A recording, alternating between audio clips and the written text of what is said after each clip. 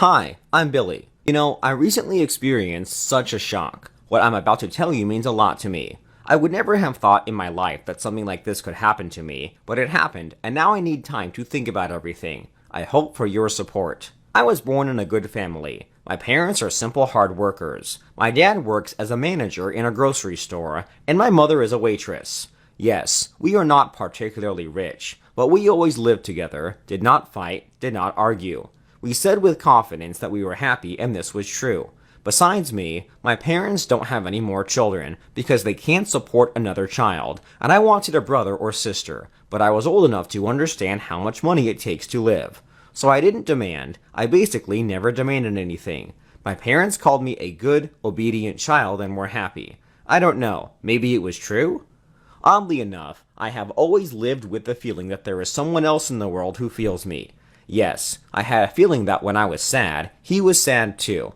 I began to think about the fact that there is a parallel universe where our exact copies live, but perform different actions. I was uneasy at the thought, but at the same time, I couldn't help my feelings. Sometimes I had dreams that I was living with people I didn't know, calling them my parents, but I wasn't very happy there. In general, I feel good there, but I didn't often get paid for something. I felt unfair to myself and woke up from this discomfort. I was terribly unpleasant after such dreams, and I saw them many times. They were all different, but the point remained the same. I'm in a strange family, where I feel bad. Do you know what happens when you have nowhere to go and you decide to just close yourself in? It was the same in the dream. I didn't pay much attention to them, even though I wasn't in the mood every morning after such dreams. My mother knew what I was dreaming and tried to help me cope with my emotions. I complained that I was tired of such dreams, but for some reason my mother was silent. The only thing she said was that it was just a dream and that you shouldn't believe too much in them, but it didn't help me. So one day I went for a soda at a local cafe, and it was a fateful turn in my life. I went there as usual on a day off. I liked to come to our city cafe. It was famous for homemade pies. I ordered as usual, immediately paid the bill, and waited for the order. My table was on the street, almost by the road. I stared at the car for some reason and suddenly felt such a heavy gaze on me, as usually happens when you know that you are being watched, but you do not know from where. I instinctively looked for the source and froze in horror. I saw a man in a passing car that I had never expected to see. It was me. I was looking at myself from the window of a passing car. I looked into my eyes and even saw myself sitting there waiting for an order. My heart stopped and almost sank into my heels. The only thing I remember is the license plate. The waiter brought me my order, but I left the money and didn't touch it. I ran home. I ran into the room, sat down at the computer, and began to run the number of the car until I remembered it. Within half an hour, I managed to find the name of its owner. It turned out to be a certain Tom Finger. Then I entered his number in search engines on social networks, where I was given hundreds of options. I assumed that the guy could be his son, so I just need to find a photo of either him or this car. I knew it was like looking for a needle in a haystack, but I had to take the risk. I just had to find that me, because I didn't think so, that's for sure. I sat at the computer for several hours, carefully checking each profile. I saved links that I wanted to check again later. At the end of the evening, my eyes started to get tired, and then my mother came in. She asked me what I was doing, but I didn't explain it to her in detail, so as not to frighten her. I just said I was looking for the right person. She saw the name on the piece of paper and her face changed. It was as if she knew him, but from where? "Mom, is there something wrong?" I asked, but she froze. Then she asked me how I knew that name. Then I realized that I had better tell you the details. During the story, my mother listened without saying a word, and then said that I should probably rest and went out. It was strange. She had never behaved like this. When she came out, I closed the computer and continued searching through my phone. I kept thinking about my mother's behavior and couldn't figure out what didn't add up. In the end, when I spent 2 days in a row searching, I finally found it. I found this man. I recognized him from the car. He was standing in the background. He didn't have a photo with his son, only with his wife. According to the last post, they came to our city on business for a couple of months. That was good for me. I intended to find him. And that evening, when I was packing up to leave the house, my mother blocked my way. He and my dad gave me a whole interview, and then they asked me how I planned to find him. I had no idea, but I just knew I needed to do it. Then my mom sat on the couch and said, "His name is Eddie," but I didn't understand who she was talking about. And my mother continued, "This is your twin brother. That boy you saw, it wasn't exactly your reflection, but almost. You see, Billy, his parents, we bought you from them right at the hospital," my mother said. Her words cut deep into my heart, and I didn't know what was going on, but I was so sick that I couldn't even breathe. My mother told me that she went to the hospital that day with that woman, my biological mother. They gave birth together almost at the same time. Only my mother's daughter died. My mother couldn't bear the thought. And then a neighbor on the ward suddenly offered to buy her second child. She began to say that it would be difficult for her to have two, that she wanted one, and even more so her husband, if he found out that she had twins, would still be against it. It was awful. I have so many questions. I couldn't believe what I was hearing. And my mother told me that this decision was not immediately easy for them, but the family in which my brother lives is not the most exemplary. "We wanted to save you at least," my father said. "They told me that my real father has a lot of problems with the law, and my mother is a very poor woman." I cried when I heard it. I don't know which of us was luckier, but it's now clear to me why I sometimes felt strange. Maybe it's my brother who feels that way there. He's unhappy. Now I knew I had to get him out of there. My mother said they were in touch with those people and they could take me to them, so I agreed. We left immediately. I was terribly nervous and worried, but I was determined. The door was opened by my real mother, and she just fainted from excitement. She was holding a glass of wine and looking at us. My reflection peeked out from behind it. Its eyes, even bigger than mine had been an hour ago. "Brother," I told him. He saw me, and then he was going to attack me. Eddie hugged me tight, and I realized that I missed him because we were twins. My mother said it was time for us to be reunited and my parents should think about how to do it. But all I wanted was for us to take my brother home, because he was unhappy there. Our biological mother finished her wine, and all she said was the amount of money. That was the whole question, both disgusting and sad. But Eddie wasn't upset. Our parents didn't have that kind of money, but they promised to solve the problem.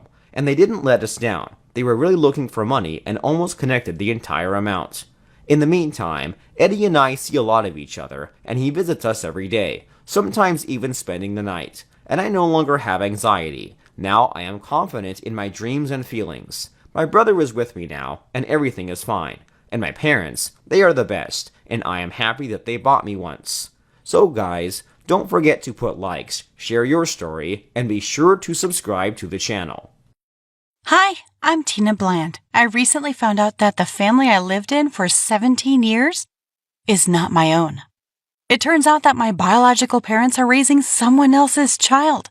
I was changed at birth in the hospital. I found out about it by accident. My current parents always told the story of our family.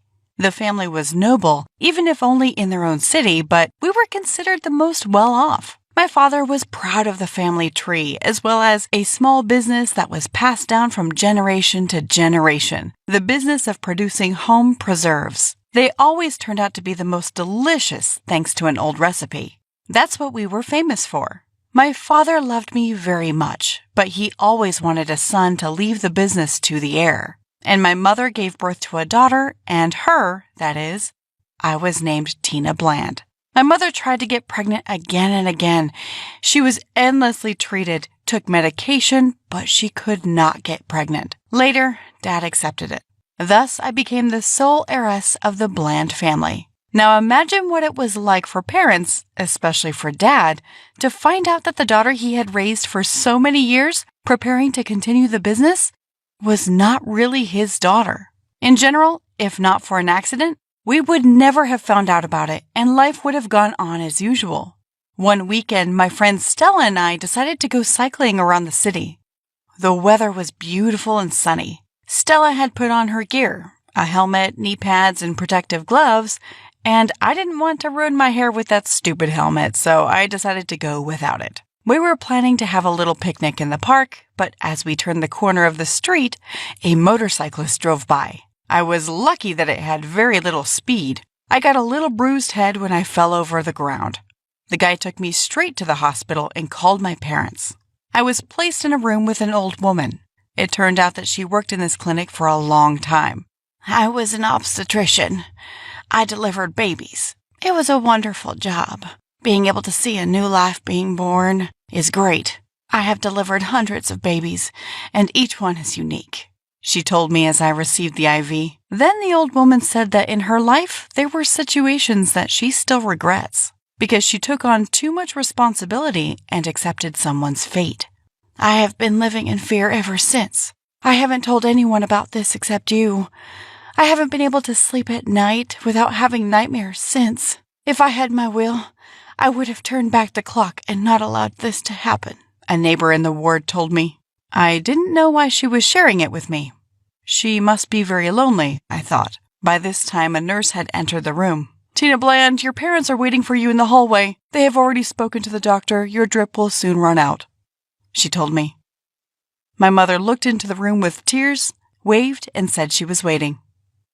The old woman suddenly got up from the bed, her face covered with an incomprehensible grimace. It feels like she's scared or anxious. She looked at me in horror. I didn't know what was going on, but she scared me. Tina bubbling? She asked, stuttering. Yes, I said. Then Granny said my mother's name. I asked her how she knew us. The old woman began to cry a lot and carry some nonsense, something like she is sorry and this sin haunts her all her life. Then she looked me in the eye and told me that after that incident, she no longer worked at this hospital.